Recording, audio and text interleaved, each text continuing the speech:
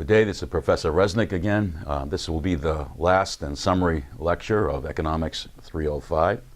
So let me thank right at the start Dan Madsen for these recordings and the job that he's done, as well as the other Dan and Manisha for the work that they've done in preparing this course. And we hope the four of us, that you all get something out of it and enjoy it.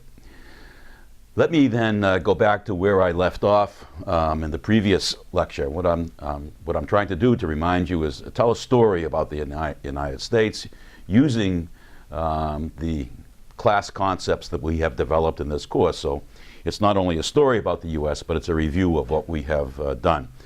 And just to pick up where I left off, recall I started with the entry point of Marxism, that is in the late 1970s, early 1980s, that the surplus, so this is the class exploitation in the United States, was not sufficient for all the demands on that surplus. Okay, so the right-hand side greater than the left-hand side, because of three key demands: the payment to workers, the payment to the state, and this payment to OPEC. So this was, again, the unequal exchange brought about by unions. Their price of labor power was greater than the unit value, high federal taxes on surplus value, and this new oil shock to the U.S. economy, in which OPEC formed a cartel which allowed it to charge a price of energy higher than the unit value. And that meant that the capitalists' other distributions, and in particular that the capital accumulation, were being undermined. That was an important condition of the left-hand side of the equation, because the left-hand side of the equation, while these are being bumped, the left-hand side of the equation is being diminished because American corporations were losing super profit. They were losing surplus value to more efficient foreign competitors. So there was that's the example that I presented to you on that tableau that we presented in these lectures on the competition amongst the different firms within the same industry. So in the automobile industry, the TV industry, and so forth, there was a loss of surplus value, a redistribution of surplus value from the less efficient American to the more efficient foreign competitors, in particular the Japanese competitors. So you can see the left-hand side is being diminished while the right-hand side is being increased. And then as I explained, along comes a new president and a new economics called Reaganomics to help solve this problem. And so the breakup of the unions that diminished the price of labor power, the reduction in corporate taxes, and to go along with it, the reduction in personal taxes, which I'll come to in a moment, reduced this, and the deregulation of energy and oil prices in the United States allowed market prices to rise in the United States, which increased the supply of energy in the U.S., which helped to diminish the power of OPEC to set this monopoly price. The diminished distributions to these three elements on the right-hand side enabled capital accumulation over here to expand. Plus, let me add to it another one, R&D, research and development, allowed capital accumulation to expand and new distributions to invent new products and so forth. And what that meant was that American corporations were able to compete more effectively because this yielded a higher composition of capital, remember our lectures now, which in turn raised the productivity of labor, which in turn tended to reduce the average cost of production in the United States, which allowed in a variety of different industries, and the automobile industry is one of the more interesting examples of this, allow the average cost of producing these commodities, these automobiles, steel and so forth, to diminish. Remember the average cost now, C plus V over UV. So the increase in the productivity of labor diminished this average cost. And I'm going to give you an argument in a moment that the value of labor power also fell. So there was a dramatic change in the United States, which is both denominator increased, numerator fell. The United States was able then to mount an offensive against these foreign competitors. So it was rather a striking set of proposals under President Reagan at the time. So let me pick it up now.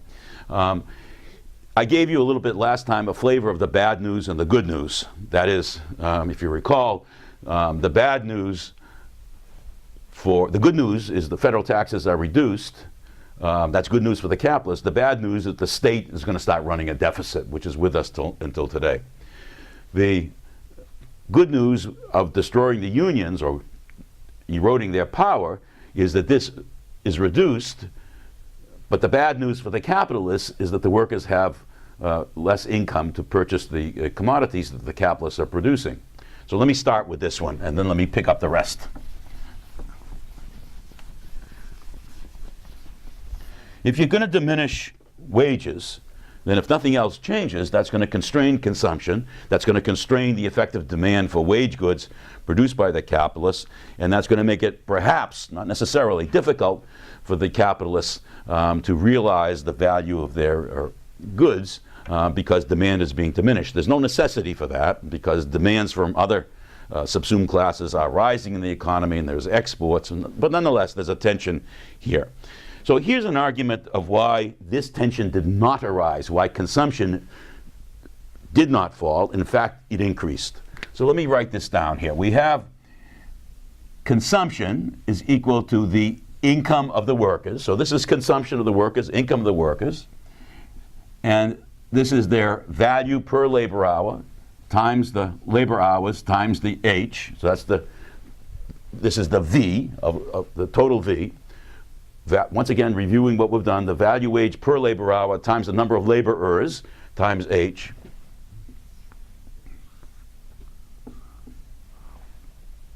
Plus debt,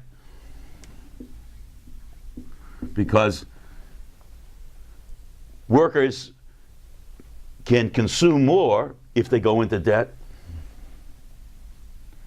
minus taxes. This is the taxes that workers pay to the federal government. Okay. Well, let me put one more in because it is important here. Plus the subsumed class revenue that the workers received.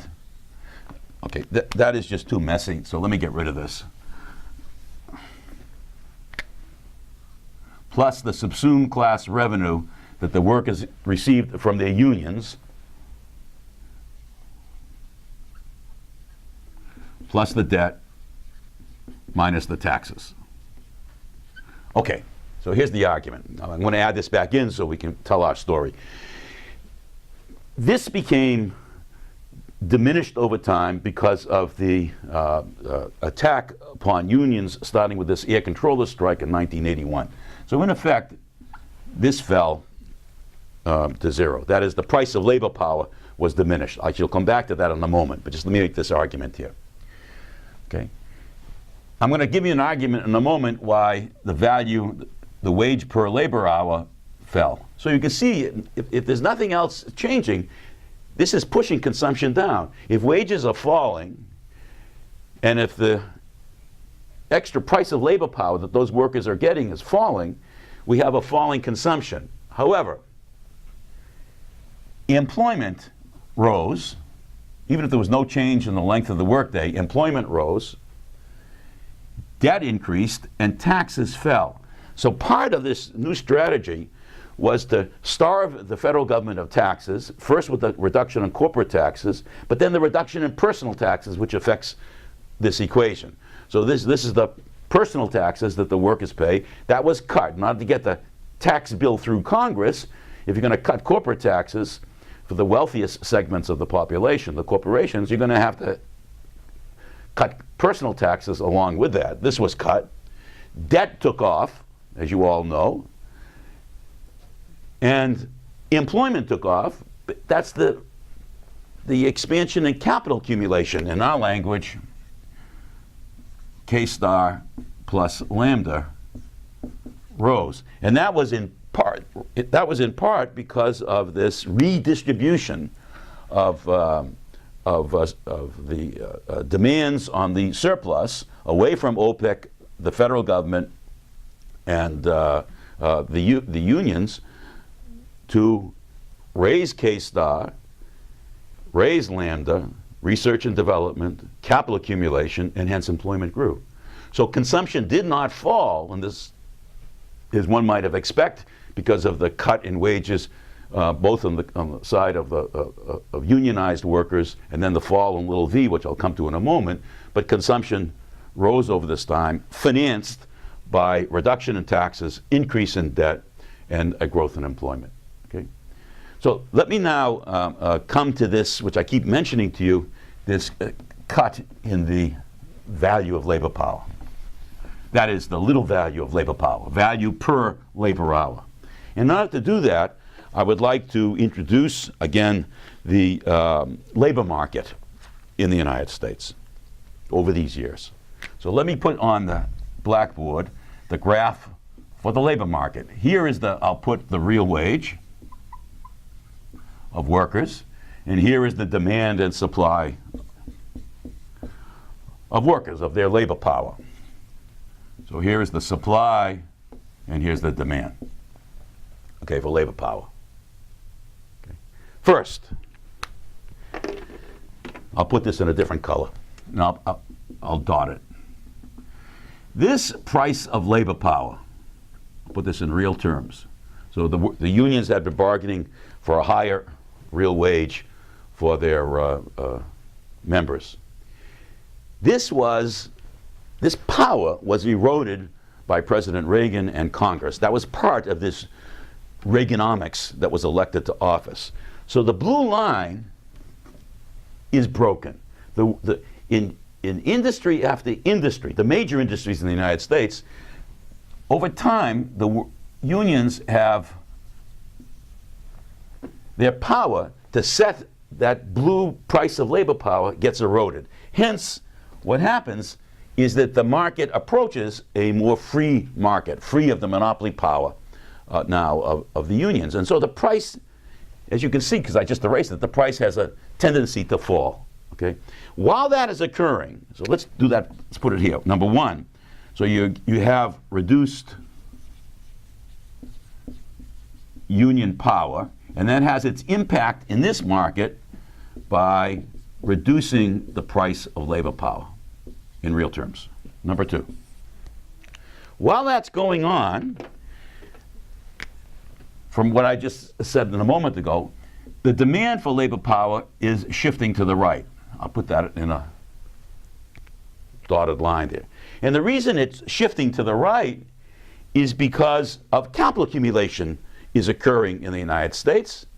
Okay, so and that goes back to what I just mentioned before. The corporations now do expand their capital accumulation as you reduce the payments they have to make to these three groups on the right-hand side, including the reduction in federal taxes. They can redistribute their surplus to expand capital accumulation, and employment grows, as we just talked about, it having its impact on consumption.